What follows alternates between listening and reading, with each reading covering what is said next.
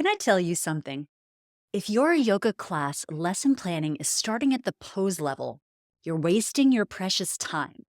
That's like harvesting cotton by the ball to spin into thread, to weave into cloth, to sew into a dress to wear. There is an easier way. You buy something off the rack. If you're feeling less than confident as a yoga teacher, you may be working too hard to compensate for that feeling of imposter syndrome.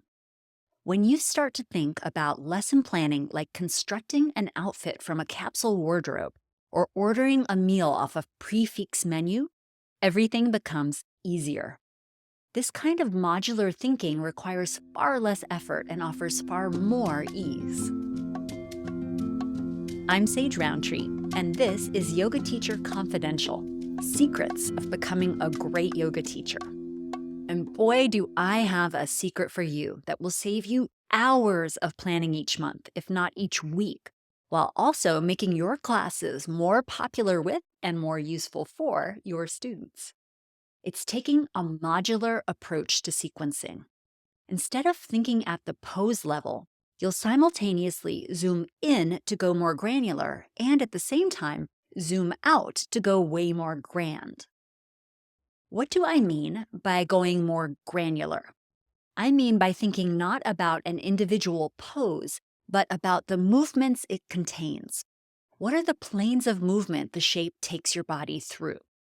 Let's detour through a quick refresher on what planes of movement are. You probably flew through this in your 200-hour yoga teacher training. Do you remember seeing a diagram of a person bisected in 3 planes? That model split the figure left to right, front to back, and top to bottom. The left to right split is the sagittal plane. You can remember this because Sagittarius is the archer, but you never need to use this term or any kinesiological term in the context of your yoga class. The front to back split is the frontal plane, and the top to bottom split is the transverse plane. The graphics that depict this often appear to bisect the body, to divide it into 2 halves, but really the plane covers the whole body. Now, when we think about moving along these axes or these planes, we are moving forward and back along the split that divides us left to right in the sagittal plane. We move side to side along the split that divides us front to back in the frontal plane. And we move round and around along the split that divides us top to bottom, the transverse plane. That is to say, we move forward and back, side to side, and round. Aha! Now, this should start to sound familiar because it is exactly what most people's go-to warm-up sequence for yoga does. We move through cat and cow, or flexion and extension in the sagittal plane. We move into a lateral stretch from child's pose, side bending, in the frontal plane. And we do a threading the needle twist, offering rotation in the transverse plane. These same planes of motion apply to our limbs, too. A balanced practice will take your arms and legs forward and back, side to side, and through both internal and external rotation. To drill down and get granular, in my clothing analogy, this means thinking about the purpose of the garment you're choosing or making. What will the temperature be where you wear it? How formal will the occasion be? What kind of properties will the garment need to have? If we're talking about shirts, for example, will this be a white cotton button-down dress shirt that's beautifully pressed? Or will it be a yoga tank? Will it be a velvet skirt? I guess you're a first-chair violinist dressing for a symphony performance in this analogy. Or will it be super stretchy leggings? If you'll bear with me, I'd like to add in one more metaphor for you here.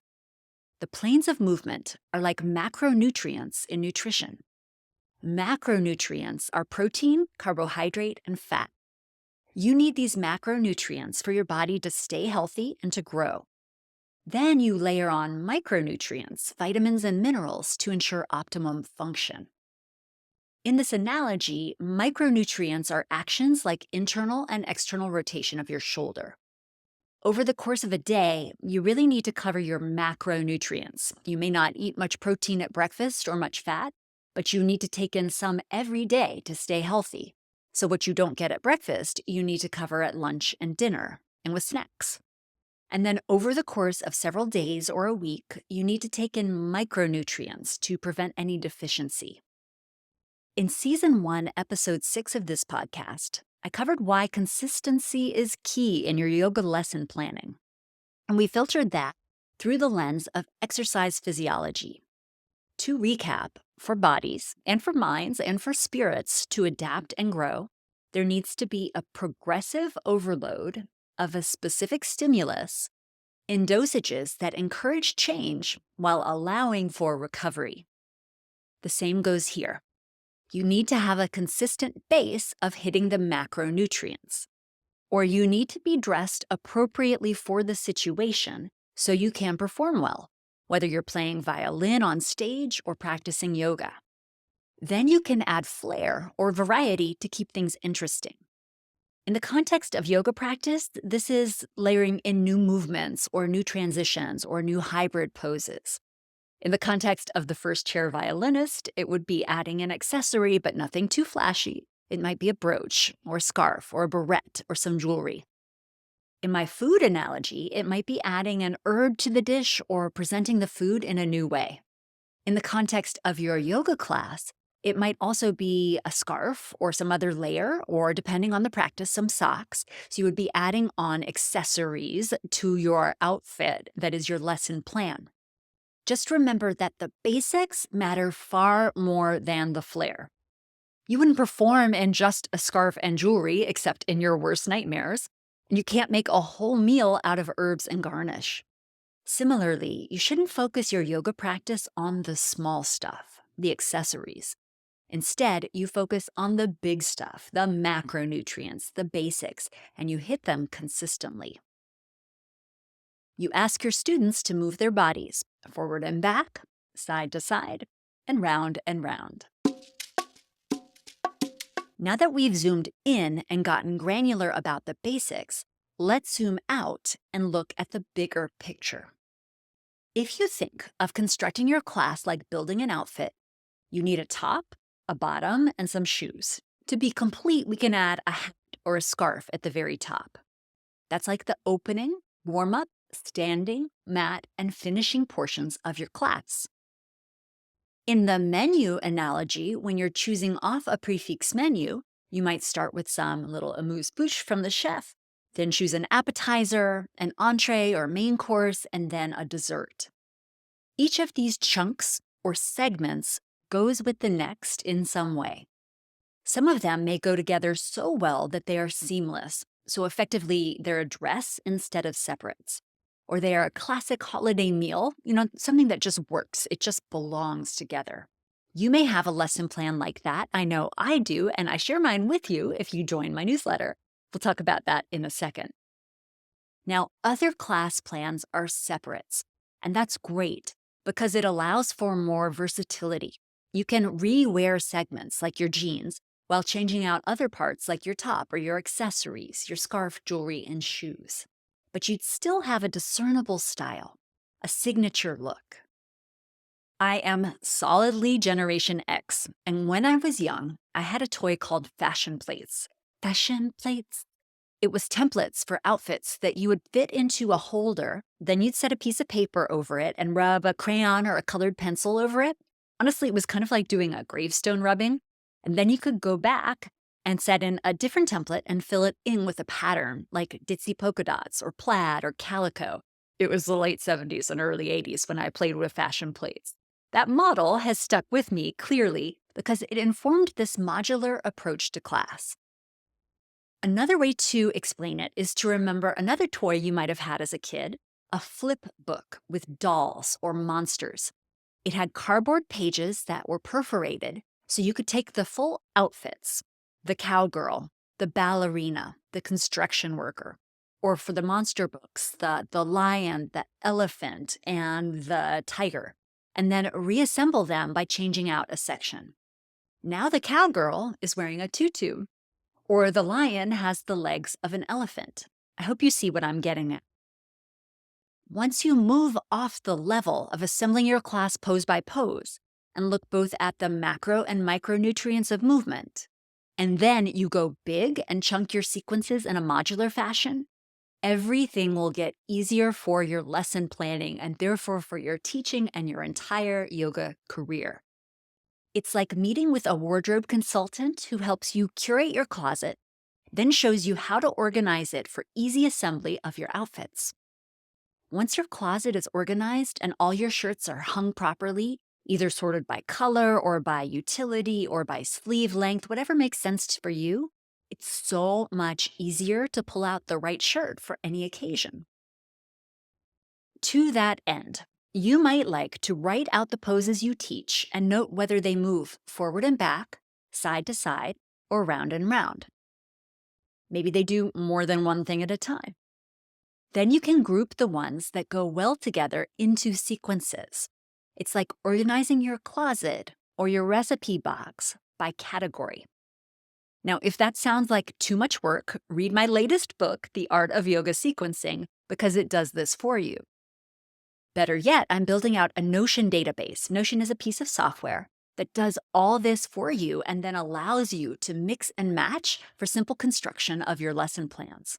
If that sounds exciting, you know I'm excited about it. Sign up for my newsletter at sageroundtree.com/newsletter. The link is in the show notes, or follow me on socials at sageroundtree with no letter D in my last name. Not only will your lesson planning be easier once you think in this modular fashion, it will be way simpler to give your students the consistency they crave. It's like you'll be wearing the same pair of jeans but rotating through your tops, just like you would dress on a trip. And when you offer this consistency, balanced with just enough variety, you will feel more confident about what you're teaching. Then your students will notice this confidence and they will feel held by it. By saving time in lesson planning, you'll free up your energy to be more present for your students. The whole thing creates a wonderful positive spiral that will definitely take your career to the next level. Here's an affirmation to help you remember. This goes for way more than just yoga. I don't make things harder than they need to be. I don't make things harder than they need to be. Here are 2 things you can do right now to work within this model. To go deep, read The Art of Yoga Sequencing. It's been out less than a year. It's available in paperback and ebook format wherever books are sold. Or order it from your local library because that means other people will get to enjoy it when you're done reading it. You can also see this modular approach foreshadowed in some of my older books. Everyday Yoga, which is a spiral-bound book that guides your practice. It's available to order wherever you get your books. And if you have a copy of my Athlete's Pocket Guide to Yoga, which came out way back in 2009, you've seen the origins of this batching framework. Get my greatest hits lesson plan by signing up for my newsletter because it gives you a taste of this approach. It's like letting me style your outfit for you. And 2 things are coming from me pretty soon in spring 2025. To go deep, join the waitlist for my upcoming mentorship membership, Mastering the Art of Yoga Sequencing. In it, I'll give you a full recipe box or a complete wardrobe so you can choose. You don't have to do the lesson planning yourself. And I'll pick for you a recipe or an outfit of the month, a lesson plan featured each month. We'll work through how you can iterate this meal or outfit across a whole month's worth of classes and a variety of styles. Maybe you teach flow, basics, and gentle. We can talk through how to tweak this lesson plan for each of those class formats so you can help your students find balance with yoga. The link to the waitlist for the mentorship membership is in the show notes. To get a taste, I'm building out that Notion database as an external brain for sequencing. Well, it's my external brain, and you'll be able to take it and then mold it to suit your brain. If you don't know Notion, it's a really powerful piece of software that can work for note-taking, for tables, for workflows and projects. I do all of this podcast planning and scripting and content creation tracking in Notion. It also does forms, and it is very powerful for doing databases like this one I'm almost done creating. It'll be ready really soon. Check the link in the show notes to get on my newsletter list, and you'll be the first to know as these offerings roll out. Thanks so much for listening to this episode of Yoga Teacher Confidential. I'm really grateful for your time and attention, for your 5-star ratings and your reviews on your favorite podcast app or on YouTube, where you can watch this as a video podcast. I'm Sage Roundtree, and I'll see you next time.